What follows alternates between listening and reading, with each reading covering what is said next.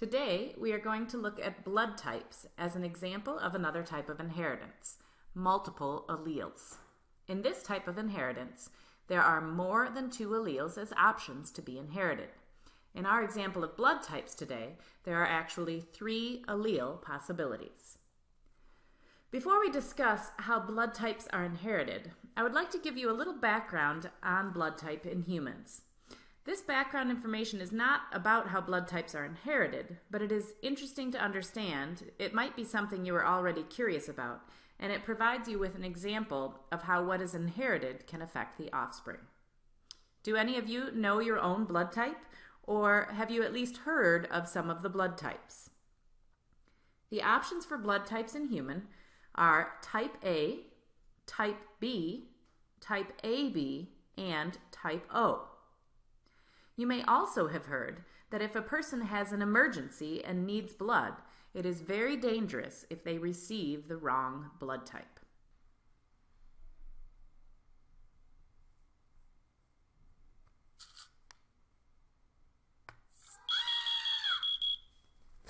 Let's take a look at how the body works in terms of responding to blood types other than its own. Each blood type produces particular antigens on the blood cells.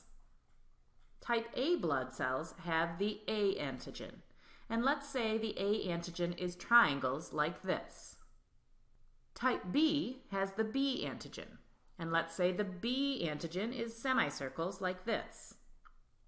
Type AB blood cells have both the A antigen and the B antigen, and would therefore have both semicircles and triangles.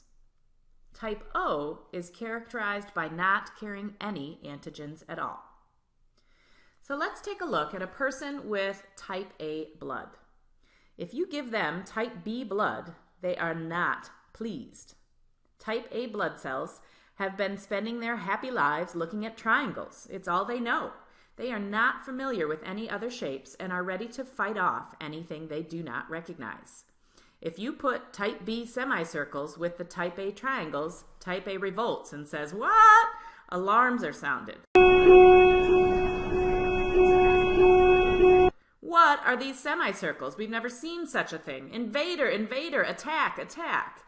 And the immune system does its job and starts attacking the invading cells. This process can make the human very sick.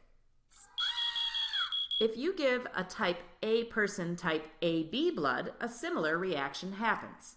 It says, "Well, triangles, well, I recognize you, but hold the phone. You've got semicircles intermixed in there. What are those? I don't know you. Get out." But if you give type A blood person type O blood, something interesting happens. Because type O doesn't carry any antigens, it doesn't set off any alarms. Type A blood can happily accept type O blood. You don't have anything strange on you? Come on in. The same situation is true if you give a person with type B blood some type A blood. They are shocked by those pointy triangles.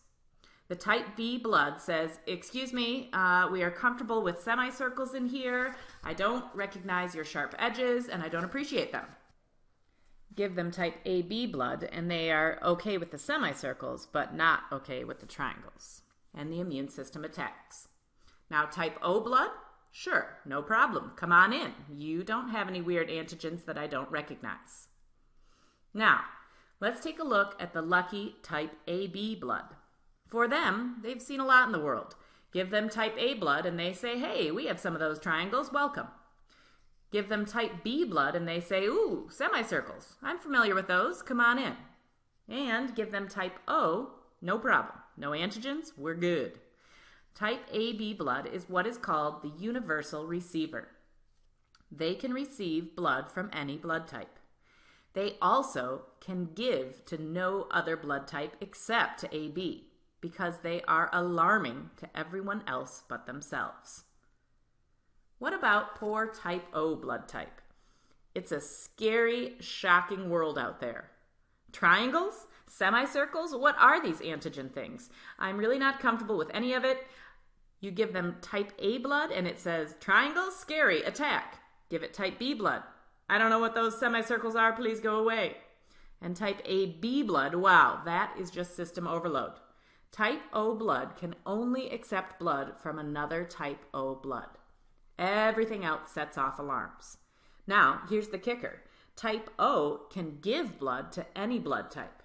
They are not alarming to any of the other blood types. Type O blood is considered the universal donor. They can give to every other blood type. If the American Red Cross figures out that you are type O blood, you start receiving a lot of phone calls and emails to visit blood drives.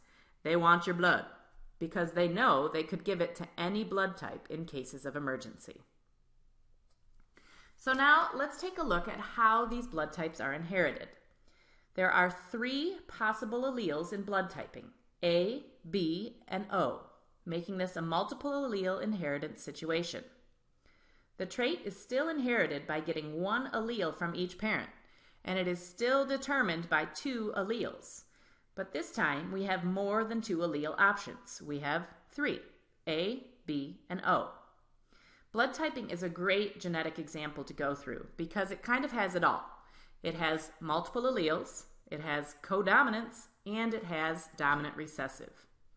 The A and B alleles are codominant with each other, and the O allele is recessive to both A and B. So let's take a look at our possible genotypes. For type A blood, we could have a genotype of AA or AO, with O being recessive. For type B blood, we could have a genotype of BB or BO, stinky. For type AB blood, there is only one genotype, AB. And for type O blood, there is only one genotype, OO.